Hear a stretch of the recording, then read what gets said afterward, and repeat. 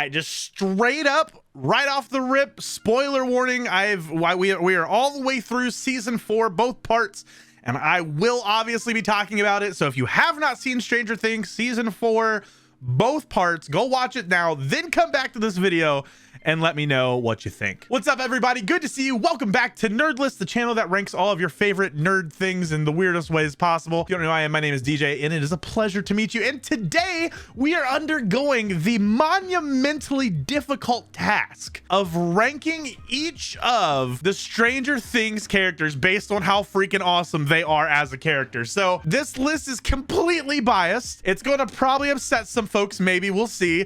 It might be top heavy. I don't know, because I am a massive fan of the show, both in entertainment and in a writing and cinematography. I love this freaking show. So season 5 needs to hurry up. So we're going to be ranking each of these characters based on their awesomeness today. But before we do, make sure if you are enjoying the video, or you like what we do here, or you just enjoy some ranking of some nerd stuff, make sure you go down below and subscribe to the channel. Also, leave a thumbs up, letting us know that you love the video, and let us know down in the comments what you would have changed, what you agree with, what you don't. But without further ado, let's rank some Stranger Things. All right, so this might legitimately be one of the hardest tier lists that I've ever done. So let's get into it. Right off, a newcomer to the season, Argyle. Absolutely fantastically funny character. I think 95% of the time I laughed in season 4 was Argyle. I'm glad they're keeping him around, I think, for season 5.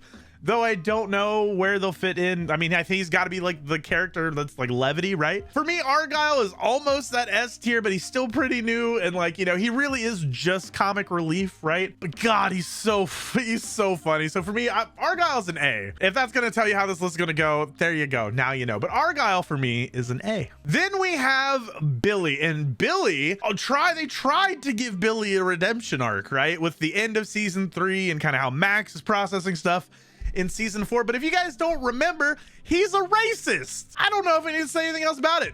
He might be mildly attractive in the right light and all this kind of stuff, and he may have made a sacrificial play there at some point, but he was kind of a douche and a racist until he got taken over by a literal interdimensional god, and he wasn't much better then. So Billy's a D for douche. Then we have Bob Newley, superhero. S for superhero. Bob's getting an S tier character, man. Bob came in, immediately loved him from the second scene he was in. Like, I didn't, obviously he was funny, but it was just him making out with Joyce, and I don't know if I should, base my opinion of a character straight off that. But after that, the dude is loving. The dude's trying to fit in with his family. He's trying to be kind to people. He's teaching people to stand up for themselves. He tries to give Will the best advice he can give him. He does what he has to do. He knows he's the only one that can make the play when it comes down to the lab and getting computer rebooted. This man fearlessly is like, I'm in it. Give me a radio. We're doing this stuff.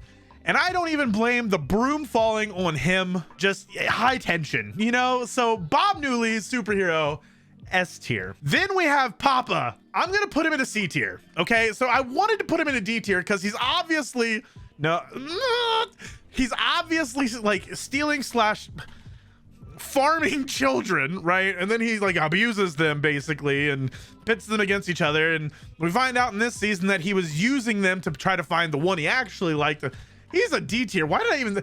The only reason I was saying C tier is because he's kind of an interesting villain, right? Like, because he's not just straight out the villain of the show, right? He's not from the and he has like a modicum of compassion trying to find Henry, but he's manipulating children. D tier. That's right down there with the racists. Then we have Dustin. Dustin's S tier, dude. Dustin has consistently been that guy, right? Like, he's made some dumb choices, but he is constantly trying. He's the brain, dude. He is constantly both funny and smart, and on it, he has his interactions with Steve, his interactions with Ted, hilarious, dude. I don't want to just give comedy for the reason why he's figured so much stuff out. He made his mistakes with Dart. We all make those growing pains, but he is adorable, and so he's getting an S tier. And just to double up on the S tier, Eddie Munson, also S tier. Like, one season instantly becomes one of my favorites, and I say, I want to see this guy in more stuff. Then when I finish the season, get on social media, everybody loves this stuff. You can't not mention the Master of Puppets distraction thing. You can't not mention the whole I didn't run this time thing. Listen, dude, Eddie Munson was the most perfect potentially one shot, but potentially not one shot character that I think Stranger Things has come up with. I don't know how they made me instantly fall in love with him, but I guarantee I do. It was the scene with Chrissy, like the out in the woods. Love this character. I hope the fan theories are right, actually, as much as I hate undoing deaths. I hope the fan theories are right, but even if they are, he got a great send-off. He was a perfect character. I loved him. Eddie Munson forever, man. Okay, so now this one's gonna be super hard. L, because L should probably be S tier, right? But like, I'm gonna be honest, like, as much as she's one of the most interesting parts of the show, it's really weird because she's obviously one of the most interesting parts of the show. She's the superhero. She is basically the main character, but do I enjoy her as much as the other three in the S tier? Absolutely not. So it's with a broken heart. I'm gonna have to give her an A. I'm gonna have to put her in the A tier. Next up is Erica. Erica is both funny and like, she's part of the funny moments, and like, you know, like she has great moments, like with the D&D club at the beginning of season 4, how the whole thing for her for season 3. I'm not too invested in her as a character, like as much as she is a part of the main group, and she's obviously got skin in the game, like, you know, her getting taken out by the football guys, like towards the end of that season and stuff, the 4th season. I want more, and I don't know, like, she's just funny, but like, I don't know, it's like the funny happens to her, like she's not just funny, right? She's B tier. She's B tier. She has potential to be S, but like, we'll see what happens in this next season without breaking characterization. We'll see, but B tier for me. Then we have Jim Hoppa. Jim gets a solid A. Jim gets an A+. I have to stop adding tiers in the middle of these lists. Jim gets an A+ because I like him more than I like 11, and I like him more than I like Argyle, but I don't know that I like him as much as the other 3. I will say I'm biased because the end of season 3, the note that he wrote L, the whole like coming out of that cave, I cry every single freaking time that I watched the end of season 3, and it's because of this man. And he's a great dad, a great, like, the whole like him going through like me being cursed thing, absolutely fantastic character. And I don't know why I just don't feel S tier. Maybe I'll wake up tomorrow and think I'm an idiot, but he's like right there. He's better than the A's, but he's not quite the S, even though he's awesome and he's hardcore. I don't know, man. This one's gonna hurt for a while. Then we have Jonathan. Jonathan for the first season for me was like A+, like S. Like he was, you know, not the creepy photo part, but like, you know, he was, you know, he stepped into his role and he was trying to do his best. He's trying to help people.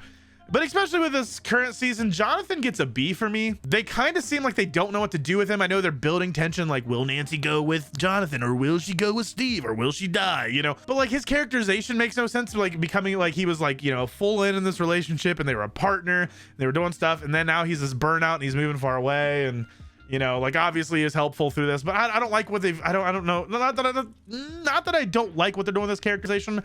I just don't know if I want more of it. Then we have Joyce. Joyce is a very easy A. Joyce is always there.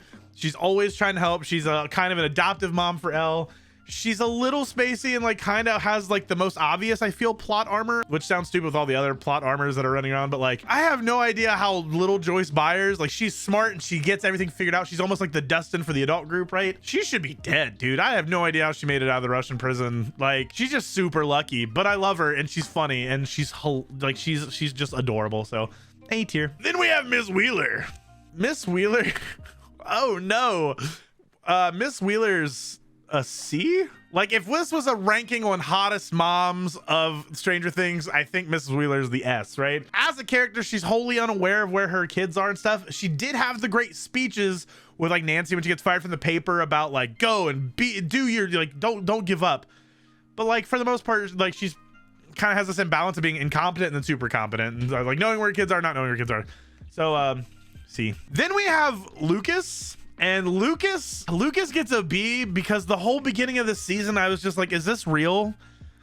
He obviously came through better in the end, and he switched back to his sides and he helped his friends. But like the fact that he had to do that in the first place, they've been through this, right? Like he was like so caught up in being cool, as opposed to like, hey, we fought monsters. Monsters are real. I should probably be helping my friends. Come on, man.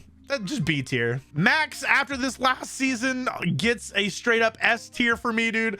At first, like if this was any other season, she'd be much lower, right? But Max being like a good focus of this one and a good portrayal of depression, and then fighting through that and never like losing hope, making the sacrifice play at the end, being smart and outwitting Vecna and like chasing around her mind stuff. absolutely fantastic, dude. I hope, I mean, she's basically a key plot point for the next season. I hope we see more of her. I'm excited, man. It's gonna be awesome. Then we have Mike. Mike's a D tier. Mike was really cool in the first season, like as like the main character, you know, I don't say really cool, but like he was the drive, right? He was Elle's focus, right?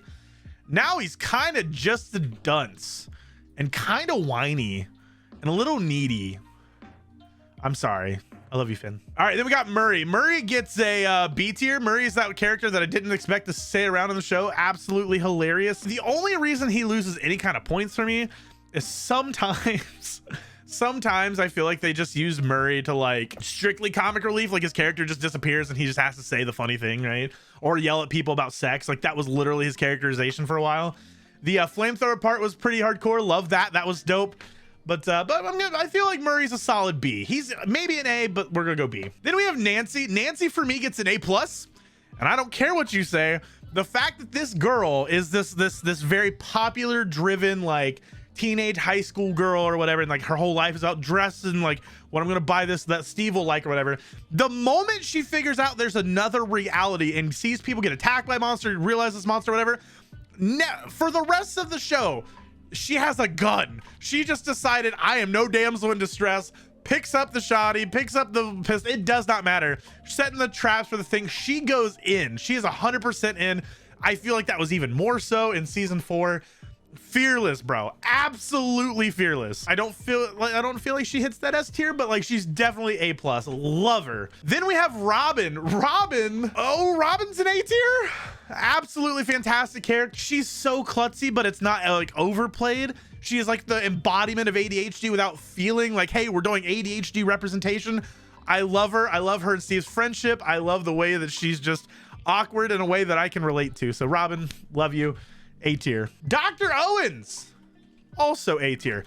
Was he helping a little girl get experimenting on children or whatever? That's besides the point, because he was the good guy in season 4. He was opposing Brenner and giving 11 choices and would do anything to make sure her stuff, what she got, what she needed. Okay, he should probably be a B tier after thinking about it, but I refuse to move.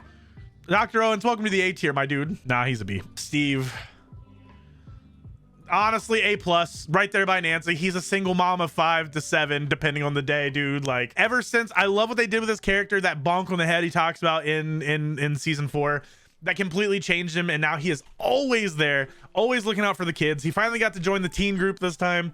He goes ham, the whole like him slamming the bat and ripping it in half. There's nothing wrong with Steve. I almost want to put him in the S tier. I'm gonna put Steve in the S tier. Then we have the true big bad that we are aware of. This is pre-season 5, Vecna, and oh my god, A freaking+. Vecna is probably one of the coolest like villains, and how they made everything retroactively him, and you can see sprinkles of Vecna through the other seasons, and you can see like mannerisms he has that show up then. The whole thing with him being #1 and how that happened. He shaped the Upside Down into his like an image, and we're gonna learn more about that. He looks terrifying. His mode of killing is terrifying. Chef's kiss. Absolute love for my boy Vecna. A+ as well. And then we have Will. I want to make a joke here about Will's haircut, but instead it's become his superpower. Will is S tier for one reason. He's not even necessarily a good character per se. He is, but like it's not like he's like as amazing as the other ones maybe, but they've done that boy dirty multiple seasons in a row with that haircut, and yet he has gone through being tortured basically 2 seasons in a row in the Upside Down, and homie is just trying to get someone to love him and hug him, dude. Like outside of his, you know, his family or whatever, but like he's this whole thing, this new thing with Mike. This man deserves the world. You done his hair wrong. You did him dirty for 2 seasons being basically the Upside Down's plaything. You started to give him like this superpower to be able to sense Vecna and stuff. This man deserves the world. Like the subtitle for Stranger Things should be like Stranger Things, Will Byers deserves better. And I will not budge on that. That is going to be the ranking for Stranger Things characters. If you enjoyed the video today, make sure you hit that subscribe button. We here at Nerdlist like to rank all of your favorite things in the nerd world, from books to movies to comics to everything, food, all that. So make sure, if that sounds like a good time to you, hit that subscribe button, leave a thumbs up for us if you would. It means the world to us and to YouTube apparently, and let us know down in the comments what you would have changed, where you agree, where you disagree. I love this kind of discussion, so throw it down there, and we will see you in the next video. Bye bye.